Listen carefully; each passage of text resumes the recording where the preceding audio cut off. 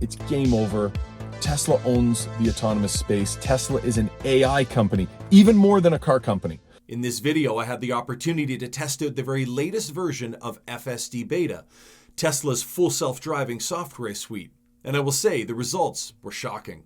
I'm Josh West, and this is Josh West 24/7. I'm a 15-year veteran of Legacy Automotive and a top performer in the field. But now I see with the incredible advancements in artificial intelligence and electrification, Legacy Automotive is in big trouble. And I'm here to continue to show you why.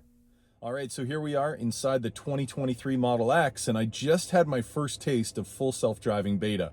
Actually, I've had this thing for about a day now, done a few hundred kilometers, a couple hundred miles actually, with the full self-driving beta, and I just wanted to kind of recap and give you guys my thoughts, just my initial impressions. Commuted from the city up into the country, took it around town, took my kids to school, and I've got some thoughts.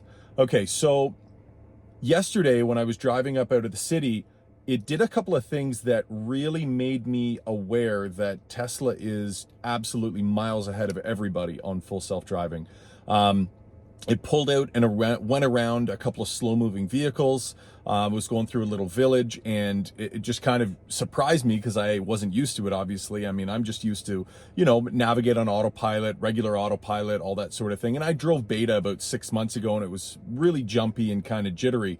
This was remarkably smooth, and it made maneuvers like a real driver. That's I think, what was most noticeable, that it was pulling out, whipping around these vehicles. It was merging properly.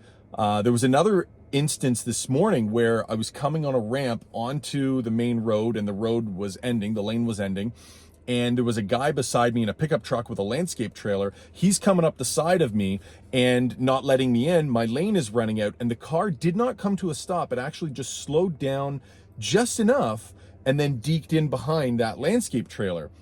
And what I thought was wild about that is that, because I thought about it afterwards, I was like, any novice driver would have just slowed down to a stop, sat there forever with their signal light on, and waited for a big gap to pull out.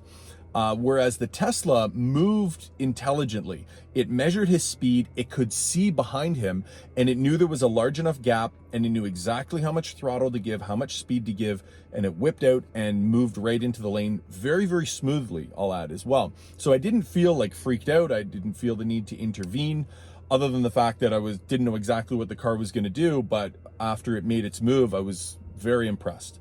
I took my kids to school this morning. I'll share a clip of that here.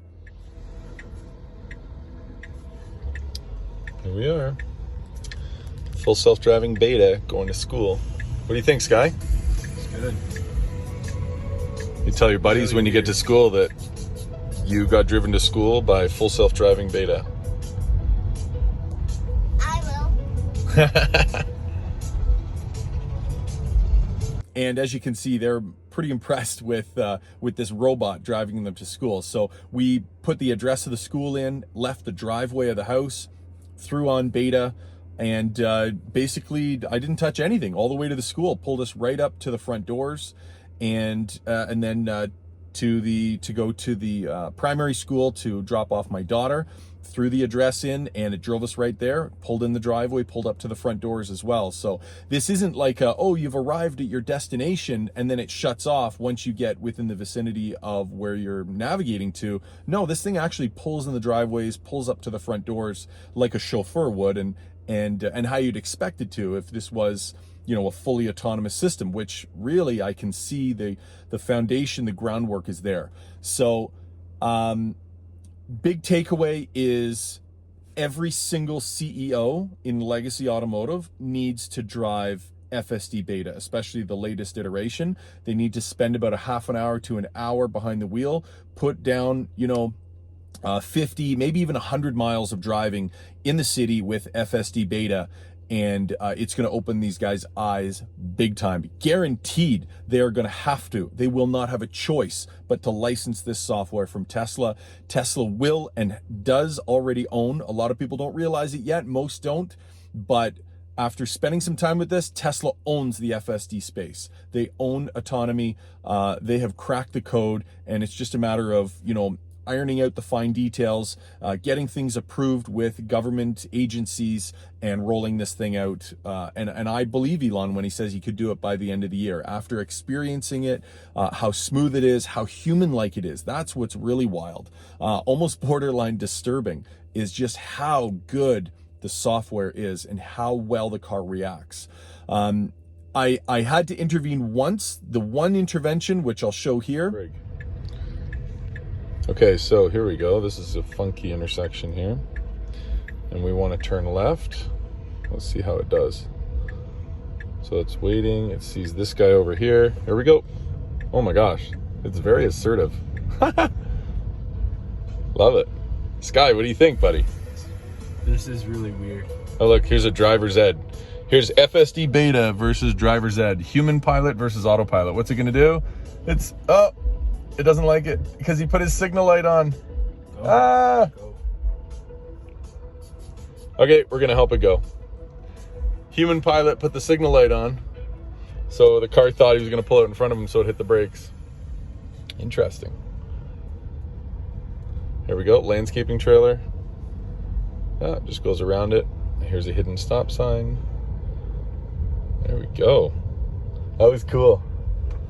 So as you can see, there was a student driver in front of us, and they had put their signal light on and then kind of angled their car weird. So the Tesla thought that this car, which you would think if somebody puts their signal light on, they're going to make that left-hand turn, but it had pulled over to the right-hand side of the road and then had its signal light on. So the Tesla was hesitant to pull out and go around that car, especially when the Tesla was going to drive in front of where that car was signaling to. So I can understand in that instance, I had to intervene and just step on the accelerator. But again, that's a student driver. So again, a little bit of an edge case.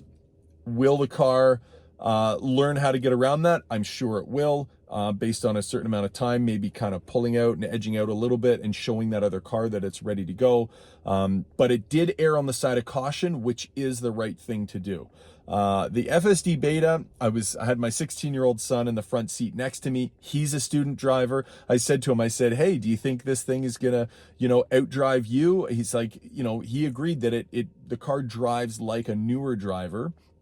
But I will definitely say that the difference between 6 months ago and now is light years. I would say it's definitely not a seasoned driver, but it's getting there. So those are some of my thoughts as far as what I feel FSD Beta is going to become. 100% Tesla owns the market. This will absolutely crush Legacy Auto if they don't license the software. The majority of people will not want to own a vehicle that does not have full self-driving. It will absolutely make every other vehicle obsolete, and in turn, crush the dealership network, crush Legacy Auto. So they literally won't have a choice. My advice right now is the CEOs of these companies, the Jim Farleys of the world, the Mary Barras, the Carlos Tavares, all these other CEOs, get out there, get a Tesla, swallow your pride, and drive FSD Beta. Put some serious miles down and understand what you're up against. That's my message to Legacy Auto. At the end of the day, well, here's another thought,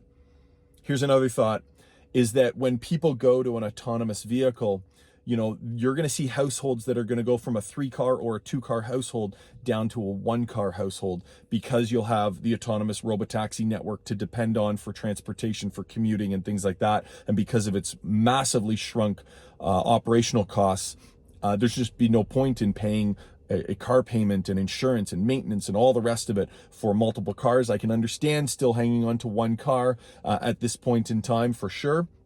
But it's going to really impede the sales of Legacy Autos. So these guys got to understand the most important thing they can do right now is understand the competition that they're up against and realize the situation that they're in. Burying your head in the sand is not the answer.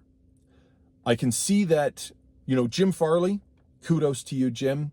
I can see that Jim is making moves, and he's watching and he's opening his eyes and he's starting to realize exactly what kind of changes are out there and exactly what kind of a company company that Tesla is and what they're bringing to the table.